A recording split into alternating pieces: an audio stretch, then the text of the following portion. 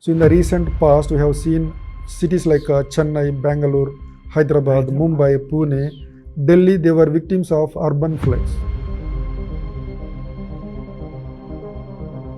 That we are going to announce a 30,000 crore ONGC project in the coastal region of Andhra Pradesh.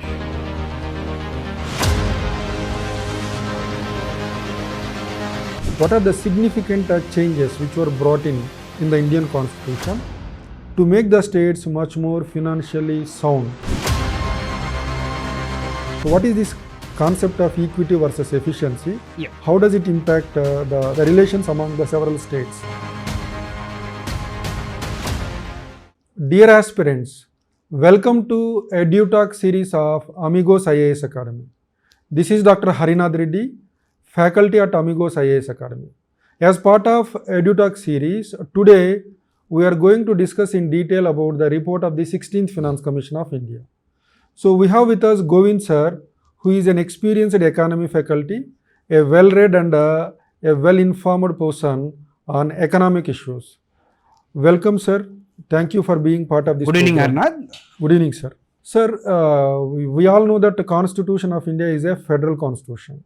Yes. So in the context of India being a federal constitution, what is the role played by Finance Commission of India and why is it called the balancing wheel in center-state financial relation? Harnath, at the outset, I'd like to start like this, right? The credit for establishing the Finance Commission of India goes to Dr. B.R. Ambedkar. Yeah? We all look at him as a great political leader, as the framer of Indian Constitution, but we should also recognize and respect his role as a great economist. He realized a country of India's size, India's diversity, name it political diversity, economic or regional diversity, there is a need for a constitutional body which will balance the economic relations between the union and the states. So this he visualized way back in the 1930s, which all of us know post-independence, we had the first Finance Commission being established in the year 1951. It was provided by Article 280. As you have said, it is known as the balancing wheel of India's fiscal federalism, since it balances the relationship, the fiscal or financial relationship between the union and the state governments. Now the question that arises is, why is it known as such? That is because basically we have two anomalies as far as India's financial devolution from the union to the state governments is concerned. One is called the vertical imbalances and second is called the horizontal imbalances. Article 270 of the Indian Constitution provides for what is called the divisible pool of taxes. Now, all the tax proceeds are kept in the divisible pool, and from the divisible pool of taxes, the funds are devolved, right? Or the tax finances are devolved from the union to the state governments. Now, if you look at the 16th Finance Commission, it has recommended that out of every 100 rupees of the divisible pool of taxes, 41% or 41 out of 100 rupees will be given to the state governments, whereas rupees 59 will be retained by the union government. This is by design of the Constitution, where the founding fathers of the Constitution, keeping in view the various fissiparous tendencies as far as the Indian polity and economy is concerned and the nation as such, we need a fiscally stronger center. Yeah. But on the other hand, we should realize that it is actually the state governments which bear the brunt of the developmental expenditure, the cutting edge. For example, now let's say the union government says that we are going to announce a 30,000 crore ONGC project in the coastal region of Andhra Pradesh. Now remember, the ONGC is union government, the 30,000 crore investment belongs to the union government. But the infrastructure for building their project, the roads, the water supply, all the basic infrastructure has to be provided by the state governments, which you know is quite expensive. It's a fiscal burden. So the burden of expenditure, developmental expenditure, is actually being borne by the state governments. Now, how far is this? Right? Correct, that the union government should have more funds with it.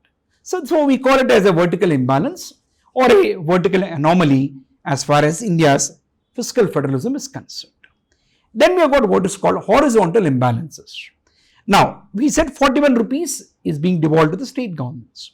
Now, how do you distribute those 41 rupees between the 28 states and 8 union territories of India? Right? We all know that if you look at the states and union territories, there is a huge regional diversity.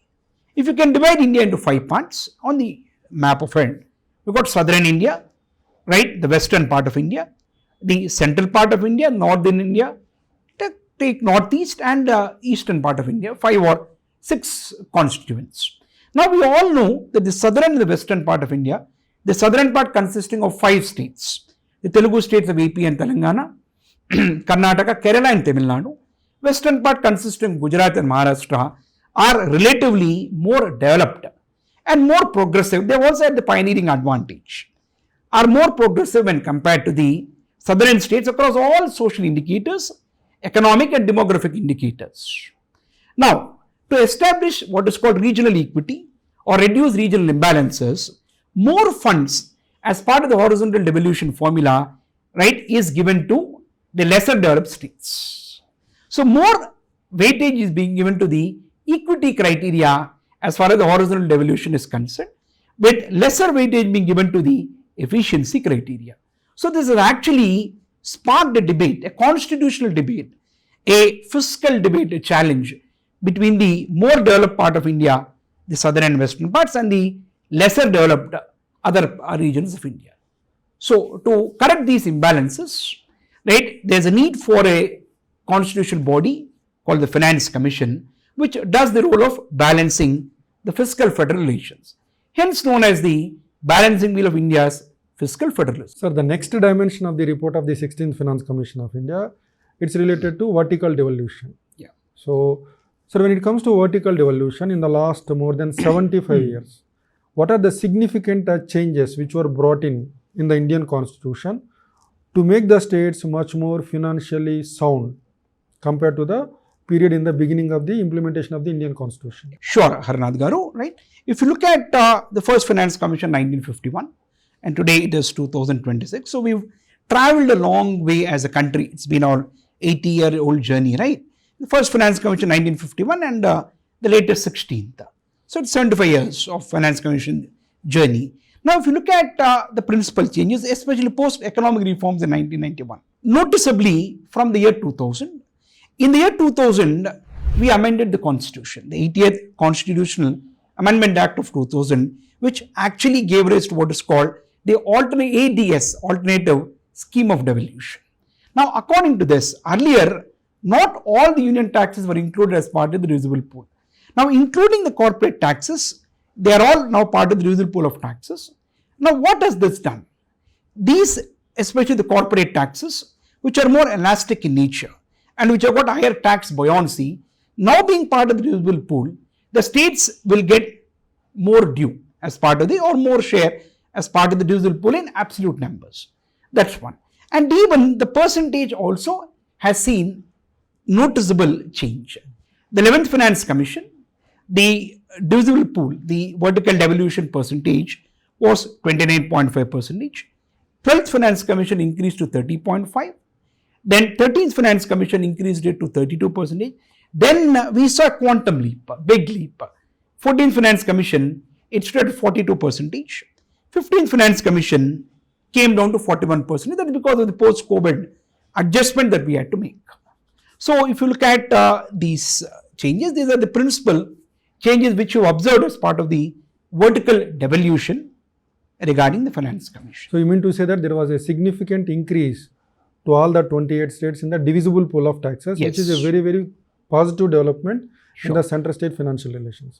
Sir, when it comes to another dimension of the recommendations of the 16th Finance Commission, especially when it comes to the criteria for horizontal devolution, Yes. there is a big debate on equity versus efficiency. So, southern states, they demand giving more weightage to performance indicators. Northern state, they demand more weightage to indicators under equity. So, what is this concept of equity versus efficiency? Yeah. How does it impact the relations among the several states within India? Sure, Harnath Garu, right? If you look at the what is called the horizontal devolution criteria, they say it consists of 2 E's, equity and efficiency. So, if there are 7 criteria, usually there are about 6 to 7 criteria as part of the horizontal devolution formula. Right? If you look at equity criteria, the principal objective being how do you build regional equity through fiscal devolution is your equity criteria. For example, you have what is called income capacity.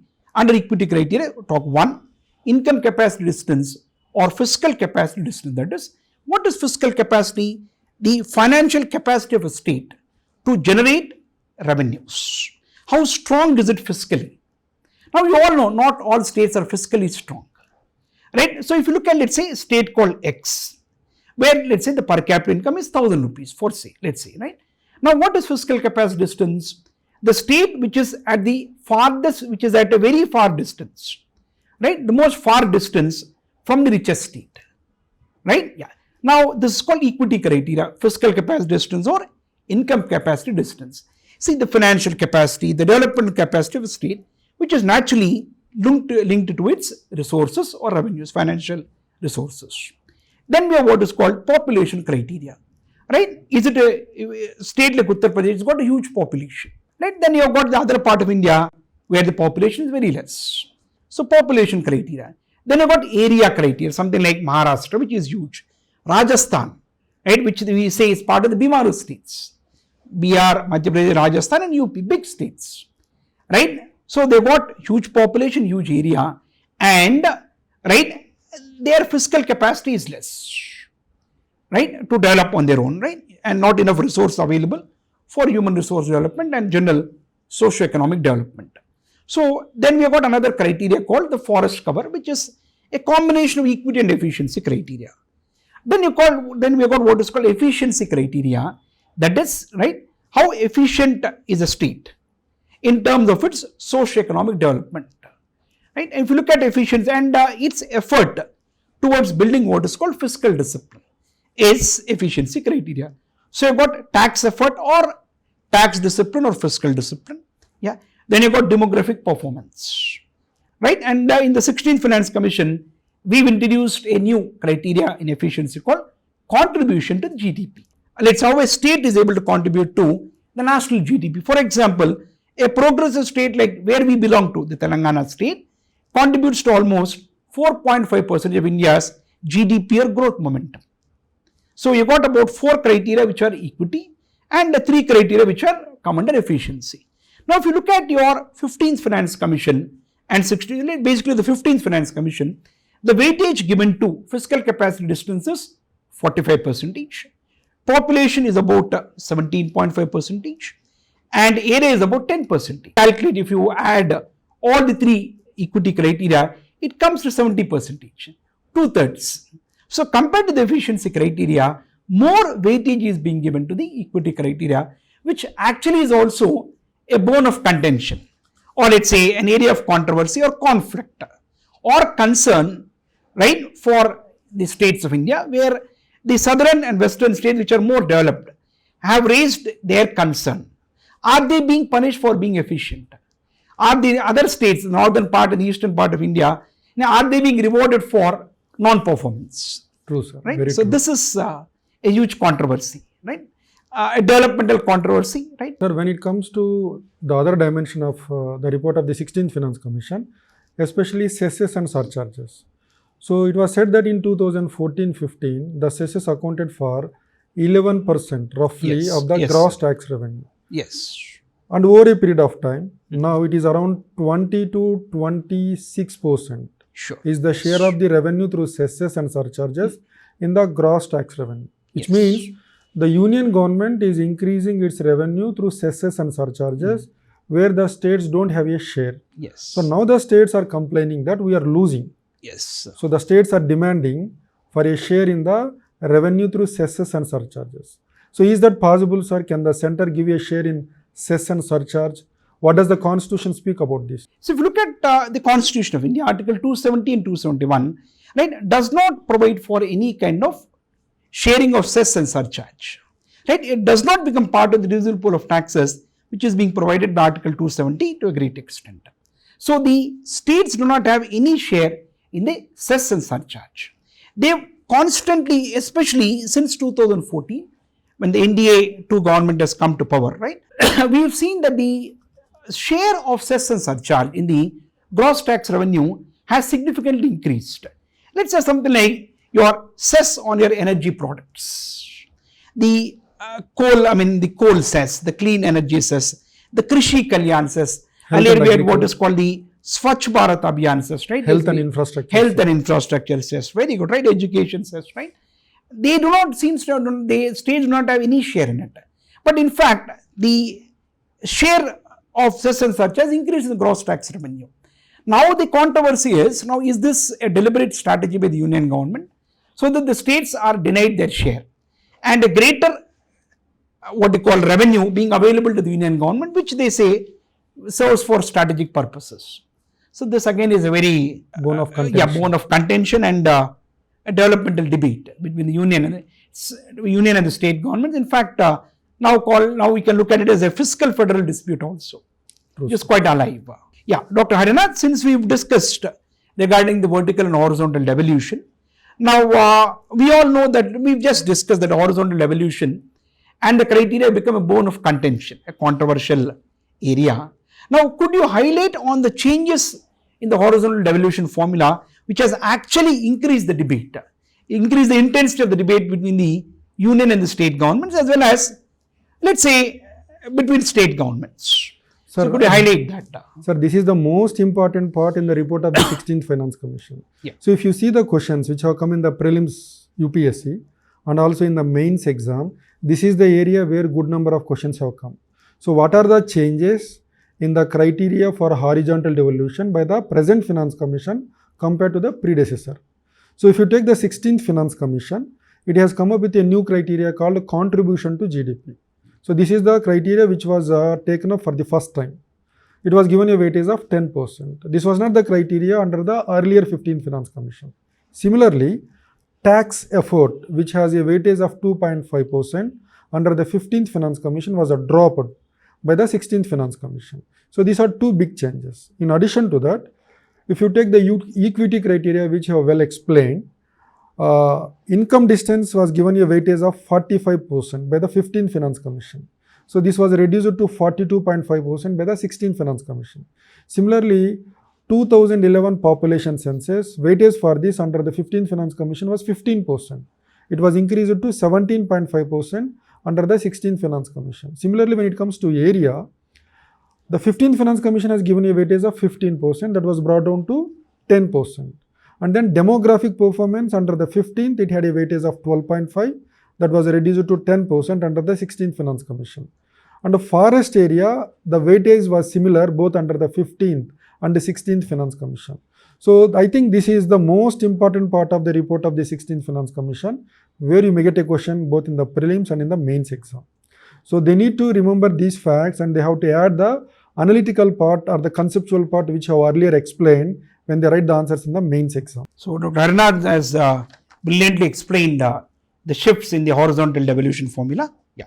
Harinath Garu, now we all know the 73rd and 74th amendments post, right? The institutionalization of the Panchayat Raj system in the urban local bodies. Now, what are these local body grants and what changes have you seen and what are the controversies regarding the local body grants? And if you can first explain what is a grant to the students. The rural and urban local bodies were conferred constitutional status through the 73rd and 74th amendments, which you rightly pointed out. The amendments were done in 1992. They came into implementation in 1993. So the 13th Finance Commission said, we know that local bodies in India, their own source of revenue was very little. If you take rural local bodies, in the total expenditure which they make, 10% is their own revenue. The rest 90% is coming from the central government, which means local bodies are very much dependent on the grants from the central and the state governments. When it comes to urban local bodies, the situation is much better. So they have their own source of revenue to the extent of around 40%. 60% comes from the center and the states in the form of grants. So 13th Finance Commission has initially recommended that the local bodies must also take a benefit with respect to increase in the revenues of the union government. That's why it has recommended that the grants to the local bodies must be given as a share in the total divisible pool of taxes. So that's how it all began. And when it comes to the recommendations of the 16th Finance Commission compared with the 15th Finance Commission, with respect to local body grant, the big change is the 15th Finance Commission has recommended grants to the local bodies in the 5th and 6th schedule areas. But this was discontinued by the 16th Finance Commission. 16th Finance Commission said that the state governments will provide funds for the local bodies in the 5th and 6th schedule areas. That was one big change. Then when it comes to the other changes, which we find as much difference between the 15th and 16th, there was something called urbanization premium. Yes. So we know that in India, cities are the engines of economic growth. 70 to 80% of the revenues of the union and the state governments, they come from the urban areas. And it's almost 2/3 of the GDP momentum is being driven by the urban 2/3 areas of GDP India. coming from the urban areas. Yeah. So the 16th Finance Commission of India wanted to give encouragement to urbanization. So that's why it has come up with something called urbanization premium. If the peri-urban villages surrounding the urban areas, if they become part of urban areas, then there will be an additional burden on the local bodies to create infrastructure and services. So to support, to take your GHMC expansion, GVMC expansion, right? Yeah. So to support such local bodies, it has recommended 10,000 crores for a 5-year period as urbanization premium. But a condition was laid down. Every state must come up with a transition policy. Then only this money is given.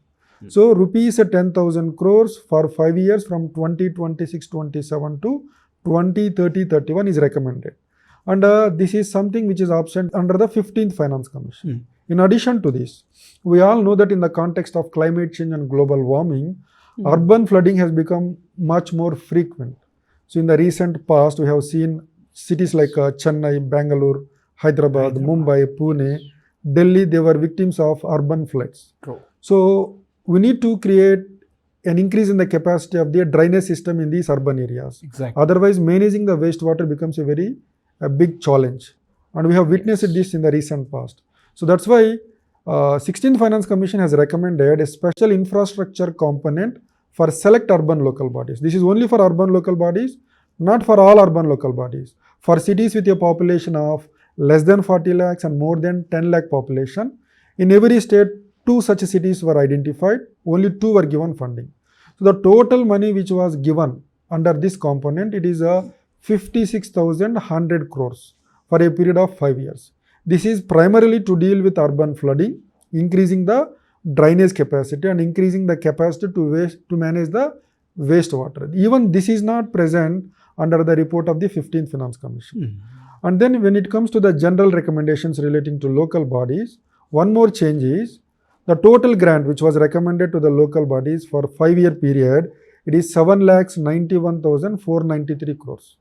And this total grant was distributed between the rural and urban areas in proportion to their population. Okay. If you take the 2011 census, roughly 1/3 of the population is in the urban areas. True.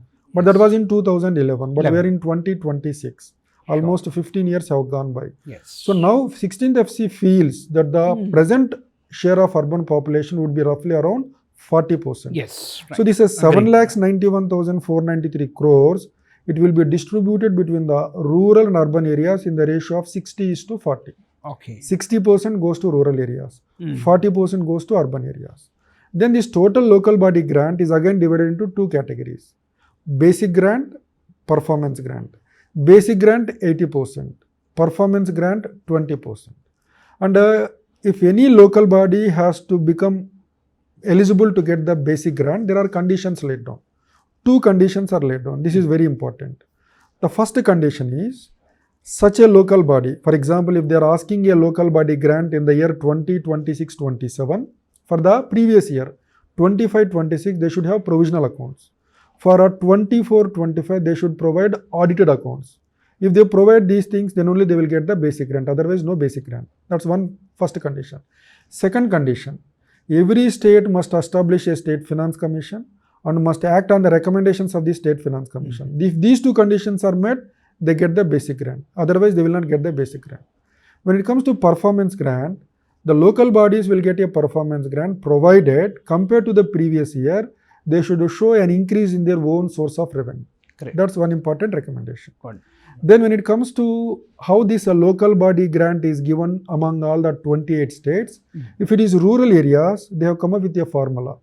Population is given a weightage of 90%, and area is given a weightage of 10%. 10%. Okay. But when it comes to the urban areas, 90% weightage is given to population.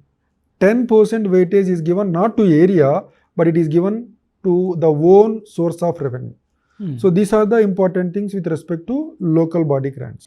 Harnath sir, what is your view on the disaster management grants and what is the structure, if you can explain to the students? Sir, before we discuss the factual part of what the 16th FC has recommended, there is a conceptual part. So before 2005, see, a law on disaster management came in 2005. Yes. So before 2005, we had two funds. At the state level, we have Calamity Relief Fund. At the national level, we have National Calamity Contingency Fund. Yes. But after the DM Act came into operation in 2005, after the Indian Ocean tsunami and the Gujarat Bhuj earthquake and the Orissa super cyclone, the central government and the state governments came together and they have enacted DM Act. So this Disaster Management Act has provided for two kinds of funds, both at the national level and also at the state level. At the national level, we have a response fund, mitigation fund. We say National Disaster Response Fund, National Disaster Mitigation Fund. At the state level, we have State Disaster Response Fund, State Disaster Mitigation Fund. Unfortunately, till 2020-21, funds for mitigation not created. We had only response funds. But the 15th Finance Commission, the earlier Finance Commission said, we are not going to give you DM grants if you don't create the mitigation fund. So because of that condition laid down by the 15th Finance Commission, now we have funds for mitigation at the national and at the state level. And when it comes to the 16th Finance Commission of India, it has recommended 2,04,401 crores as the disaster management grant at the state level. And at the union level, it is 79,406 crores. And I said at the state level, we have two kinds of funds, SDRF, SDMF, Response Fund, Mitigation Fund. Yes. So the fund which is available at the state level, 80% will go to Response Fund, 20% will go to Mitigation Fund. Similarly, at the union level, I said there is a Response Fund, Mitigation Fund, NDRF, NDMF. This is 79,406 crores again, 80% will go to Response Fund, 20% will go to Mitigation Fund. So when it comes to the DM grants at the state level, the entire money is not given by the central government. It has to be shared by the central and states. If you are a general category state, 90% of the money comes from the center. If you are a special category state, 90% of the money comes from the center.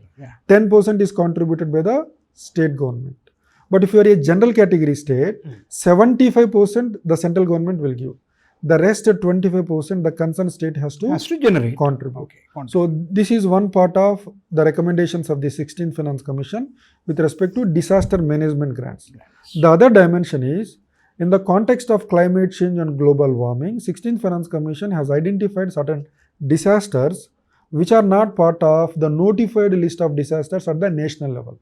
For example, heat wave. For example, lightning. So heat wave and lightning, they are not part of the list of disasters which are recognized at the national level. So the 16th Finance Commission has recommended include these two as part of the notified list of disasters at the union level. So these are the important recommendations of the 16th Finance Commission with respect to disaster management grants. Excellently explained, Harnath Garu. Now this topic called fiscal consolidation, right, where we talk about the need for what is called fiscal discipline, fiscal rectitude. Now, what has been the view or recommendations of the 16th Finance Commission regarding fiscal consolidation? If you can explain to the students. So before going into the recommendations of the 16th Finance Commission, we need to spend some time on FRBM Act. Yes. So when Atal Bihari Vajpayee was the Prime Minister, to impose this fiscal discipline on the central government, he came up with something called FRBM Act. Fiscal Responsibility and Budget Management Act 2005.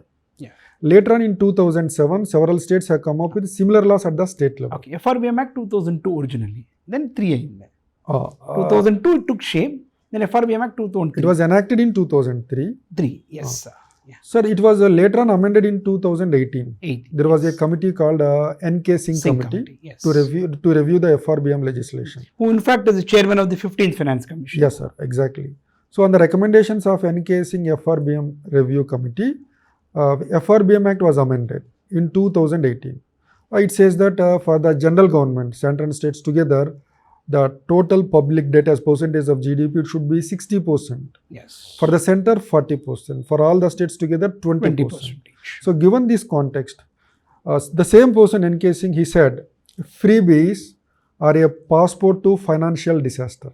In every state today, we see the political parties competing with each other to give freebies to win power in the Which state. we call it as competitive political populism, right? Competitive populism. This is not good for the country in the long run. So keeping that in mind, 16th Finance Commission has made some clear recommendations with respect to fiscal consolidation. The first thing is, it said about rationalizing the revenue expenditure.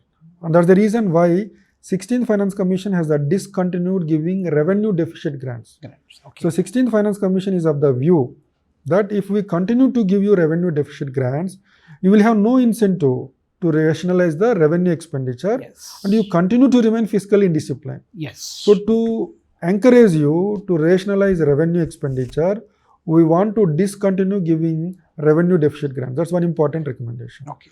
Then it also recommended that the state governments must amend FRBM laws at the state level. Okay. In case if a state government doesn't meet the targets under the state FRBM laws, the state government has to give an explanation to the concerned state legislature. So this provision has to be explicitly provided in the state FRBM laws through an amendment. That was one recommendation. Okay. And then when it comes to fiscal deficit, which reflects the borrowing requirements of any government, union or the state government, Yes. 16th Finance Commission says that by 2030-31, that is by the terminal year of the award period of the 16th Finance Commission, Yes. the fiscal deficit of the union government should come down to 3.5% of GDP. And when it comes to every state, the fiscal deficit of the state must be not more than 3% of GSDP. So these are the important recommendations with respect to fiscal consolidation. It also says the central public sector enterprises and the state public sector enterprises which are not making any profits, they have to be wound up. They must be privatized or they must be sold out, because Yes. lot of taxpayers' money is locked in these central public sector enterprises. If you don't do that, it will eat away the vital resources of the union and the state government. True. It also made a recommendation to rationalize the power subsidy, which is the highest subsidy at the state level. There it explains two models. Haryana and Punjab is one model where within the government sector, distribution companies' performance can be improved. That's one model suggested. Or in that case, if it is not possible to do that way, it has recommended to go for privatization of the distribution companies. Okay. Like this, they have made several recommendations Okay. to achieve the fiscal consolidation path in the near term by both the union and the state governments, which is very necessary for India to achieve the goal of Vikasit Bharat, as you rightly pointed in the very beginning. Yeah, in fact, they say the Telangana government spends almost 8,000 crores on free power. That's power subsidy, right? Okay. Which is actually impacting the health of the discoms. Harnath Garu, the discussion on your sector-specific and state-specific grants. Sir, when it comes to the 16th Finance Commission, one big difference compared to the 15th is 15th Finance Commission has recommended sector-specific grants, state-specific grants, and also revenue deficit grants. But all these three were discontinued by the 16th Finance Commission. The reason given by the 16th Finance Commission is, with respect to revenue deficit grants, I have already explained. Yes. If the union government continues to give the revenue deficit grants, Yeah. the states will never become fiscally disciplined. In fact, it will be an incentive for non-performance, right? Exactly, Yeah. sir. That's the reason given by the 16th Finance Commission for discontinuing revenue deficit grants. When it comes to discontinuing the sector and the state-specific grants, the reason given by the 16th Finance Commission is they are given once in a while. They are not recommended by every finance commission. That's one reason. The second reason is, as you rightly pointed out in the earlier discussion, from the 14th Finance Commission, the share of the states in the divisible pool, they have increased phenomenally from Yes. 32 to 42%. Yes. Given this increase in the share of the states in the central divisible pool of taxes, the states will take care of the sector and the state-specific needs of the state governments. Yes. And giving these reasons, 16th Finance Commission has discontinued giving both the sector and the state-specific grants. But in a recent article in Hindu, Rangarajan has criticized discontinuing the revenue deficit grants.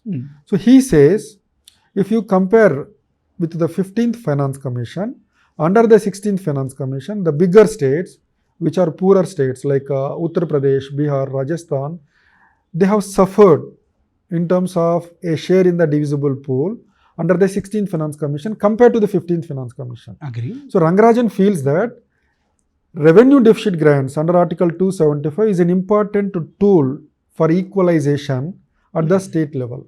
So if the union government, if the 16th Finance Commission would have continued the revenue deficit grants, the loss done to these states would have been compensated through revenue deficit grants. So he says that they should have been continued, and it is not wise to discontinue them. Is the stand taken by Rangarajan in a recent article, which makes some sense. In fact, he was the chairman of the 12th Finance Commission. Yes, sir, exactly.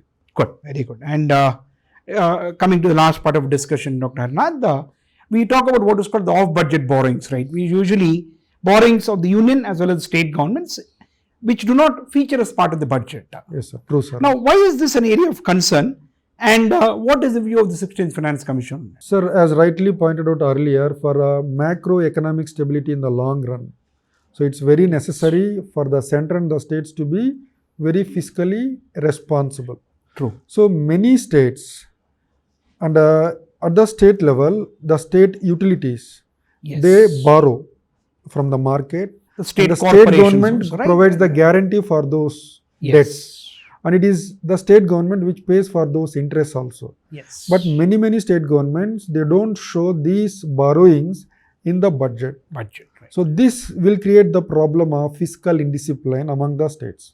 So that's why 16th Finance Commission says, even the union government was also doing the same earlier. Yes. But from 2016 and 17, onwards, the union government is showing its off-budget borrowings in the budget. So there is a lot of transparency when it comes to off-budget borrowings at the union level. In fact, Hari, if I can add to that, from the budget year of 2016-17, the distinction between planned and non-planned expenditure has also been blurred. Yes, sir. It is on the recommendations of the Rangarajan Committee of 2008-9. Yes, sir. Now in the budget we say about revenue account and capital account. Yes. And the distinction between plan and non-plan was done away. Yes. So the 16th Finance Commission says that like the union government, the state governments must show their off-budget borrowings in the budget, so that there is a lot of transparency. And one more very important recommendation made by the 16th Finance Commission is using Article 293 Clause 3. Article 293 Clause 3 very clearly says, if the states are indebted to the center, then if the states want to borrow, they must get the permission from the central government. So the borrowing limits of the state governments are actually being defined by the union government. Yes, sir. So in 2020-21, there was one important scheme called a Shashi scheme, under which the union government is giving interest-free loans to the states. 50-year interest-free loans to the states to increase the capital expenditure of the states. Which means all the 28 states are getting these loans, which means all the 28 states are indebted to the central government. So as rightly pointed by the chairman of the 15th Finance Commission, N.K. Singh, now the states are moving in the direction of financial disaster. So there is an imperative need for the union government to control the states, the borrowing of the states by making use of Article 293 Clause 3. If the center doesn't do that, taming the states and making the states to remain fiscally disciplined becomes very difficult. So these are the recommendations with respect to off-budget borrowings made by the 16th Finance Commission, which are very necessary for larger macroeconomic stability and for sustained higher economic growth to realize the goal of Vikasit Bharat by 2047. You are right, Dr. Harinath. Probably this is the reason why the founding fathers of the Constitution also deliberately designed a fiscally stronger center, where they could control the fiscal strings of the state government and make them more disciplined. So I think probably that is taking shape now, formal shape now. So thank you so much for all those who are viewing this video. We have covered in detail the recommendations of the 16th Finance Commission with all the concepts explained. We hope that this video will be very useful for you, and thank you and all the best. Thank you, audience, dear aspirants. It was a brilliant exposition by Dr. Harinath Garu. Very well, all the concepts very well explained. And I want all the students to take advantage of this and get more clarity. In fact, this will also help you in answering your interview much better, because answers are okay, writing answers, but when you speak in front of the interview board, you need the depth and the clarity. And these kind of videos will help you with a lot of clarity and explain with clarity when you go to the UPSC final interviews or equivalent interviews. Sir, I should also thank you so much because the conceptual part, the origins of finance commission, all of that, and the vertical devolution, horizontal devolution was very well explained conceptually, and this clarity will help the aspirants to clear the questions which may come in the prelims and mains related to Finance Commission of India. In fact, Finance Commission of India is the most important part both under public finance in Indian economy and also under Indian polity, and I think this report remains valid for the next 5 years. 20, 26, 27 to 20, 30, 31. So this discussion will help the aspirants for the next 5 years. They will continue to get questions in prelims and mains for the next 5 years. Hope that all the students will take advantage of this discussion, and thank you all. Thank you, audience, and thank you, Dr. Harinath garu. Thank you, sir.